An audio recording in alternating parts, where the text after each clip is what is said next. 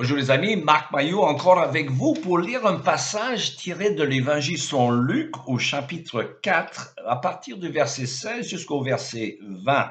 On parle du commencement du ministère du Seigneur Jésus et le texte nous dit « Il se rendit aussi à Nazareth où il avait été élevé. Il entra dans la synagogue le jour du sabbat comme il en avait l'habitude. Il se leva pour faire la lecture biblique. Et on lui présenta le rouleau du prophète Isaïe. En déroulant le parchemin, il trouva le passage où il est écrit « L'Esprit du Seigneur repose sur moi, parce qu'il m'a désigné par l'onction pour annoncer une bonne nouvelle aux pauvres. Il m'a envoyé pour proclamer aux captifs la libération, aux aveugles le recouvrement de la vue, pour apporter la délivrance aux opprimés et proclamer l'année de grâce accordée par le Seigneur. » Il roula le livre, le rendit aux servantes et s'assit. Dans la synagogue, tous les yeux étaient braqués sur lui. J'arrête la lecture là. Alors, j'ai lu ce passage ce matin en guise d'illustration d'un phénomène que les spécialistes appellent parfois le télescopage chronologique. Assurez-vous que je vais m'expliquer. Il s'agit d'un phénomène typique des prophètes bibliques qui rendent parfois l'interprétation de leurs oracles un peu délicat, sinon difficile. Je m'explique à travers ce texte que nous avons lu où le Seigneur Jésus se rend à la synagogue de Nazareth au début de son ministère, où il lit un texte du prophète Isaïe dont l'accomplissement de la première partie de la prophétie qu'il annonce est séparé de l'accomplissement de la deuxième partie par au moins 2000 ans. Le même verset. Alors, j'explique. Seigneur Jésus annonce, avec le commencement de son ministère, une année de grâce. Certaines traductions disent une année de faveur de Dieu.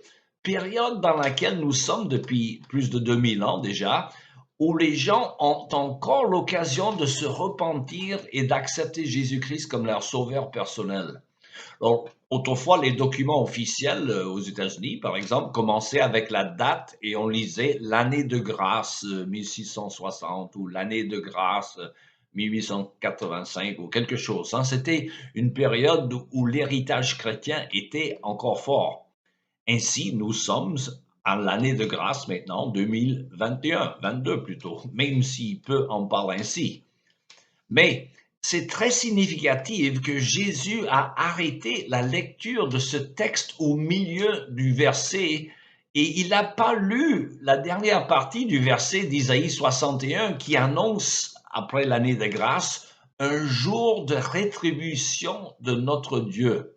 Isaïe 61, toujours, verset 2. Autrement dit, le jour du jugement dernier, c'est le jour de rétribution de notre Dieu. Alors, c'est ainsi que les prophètes parfois mélangeaient l'accomplissement immédiat ou précoce d'un passage avec son accomplissement plénier ou eschatologique qui parle de la fin des temps. D'ailleurs, il en est de même dans le célèbre chapitre 24 de l'Évangile selon Matthieu, où il y a ce mélange d'éléments qui parlent à la fois de la destruction de Jérusalem en l'an 69, 70 par les Romains, et à la fois qui préfigure la fin du monde, à la fin des temps.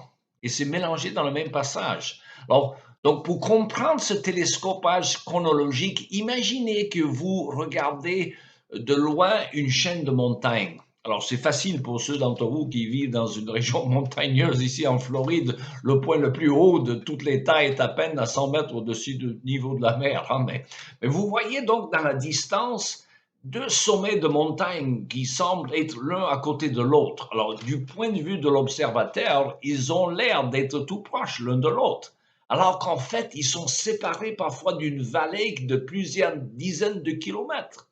Alors, c'est une question de perspective. Alors, il en est de même chez certaines prophéties bibliques. Ils ont l'air de parler des mêmes événements, alors qu'en réalité, ils parlent d'événements séparés par des centaines, voire des milliers d'années. Alors, tout cela pour vous avertir de la difficulté en lisant des prophètes bibliques qui n'ont pas le même sens de chronologie que nous avons souvent à l'époque moderne, hein. Ce qui est sûr et certain, c'est que c'est encore l'année de grâce tant que nous pouvons écouter le message de l'Évangile et nous repentir et recevoir Jésus comme notre Sauveur. Alors, combien de temps cela va durer encore, nous ignorons. Et d'ailleurs, le Seigneur Jésus lui-même, hein, l'ignore, d'après ce qu'il nous dit dans l'Évangile de Matthieu, hein, au chapitre 24, verset 36. Il disait que seul le Père le sait. Mais ce qui est aussi sûr et certain, c'est que l'histoire qui est linéaire, hein, il y a un commencement, il y a une fin, c'est qu'il arrivera un jour à sa fin. Et c'est alors que le Seigneur Jésus, celui qui se dit l'alpha et l'oméga, viendra sur les nuages avec une grande gloire et puissance. Et alors tout le monde le verra et le reconnaîtra. Alors ce sera le jour du jugement dernier. Alors j'espère que vous êtes prêts pour ce jour, car cela pourrait arriver à n'importe quel moment. Il me reste qu'à vous souhaiter une bonne journée et à la prochaine.